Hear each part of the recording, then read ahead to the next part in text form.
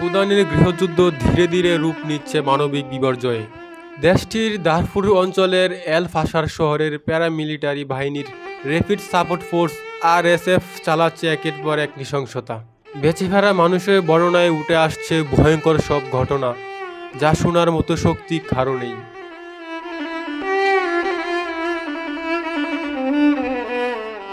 বলা হচ্ছে RSF এর সদস্যরা শিশুদের তাদের মা বাবার কাছ থেকে ছিনিয়ে নিয়ে গিয়েছে।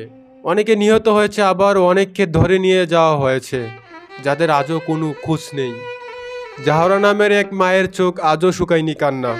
গত পরশু তিনি এল ফাশার শহর থেকে পালিয়ে নিকটবর্তী তাও ইলা শহরে আশ্রয় নিয়েছেন। তার 16 ও 20 বছর বয়সী 2 ছেলেকে RSF ধরে নিয়ে গিয়েছে। তিনি বলছেন, আমি জানি না আমার ছেলে মোহাম্মদ বেঁচে আছে নাকি মারা গেছে। তারা সব ছেলেদের নিয়ে গেছে। গার্নি শহরের কাছ থেকে আসার পর তারা আমার 20 বছর বয়সী ছেলেকে ধরে নিয়ে যায়। তাকে আর পাইনি।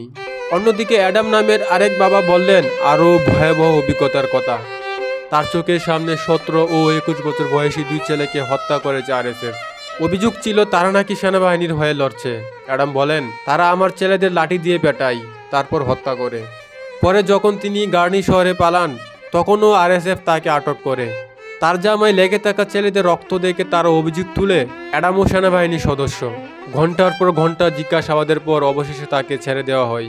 জাতিসংঘের তথ্য মতে মাত্র 1 সপ্তাহের ব্যবধানে এল ফাশার শহর থেকে অন্তত 65,000 মানুষ পালিয়ে গিয়েছে। RSF এর হামলার আগে এই শহরে প্রায় 2,60,000 মানুষ বসবাস করতেন।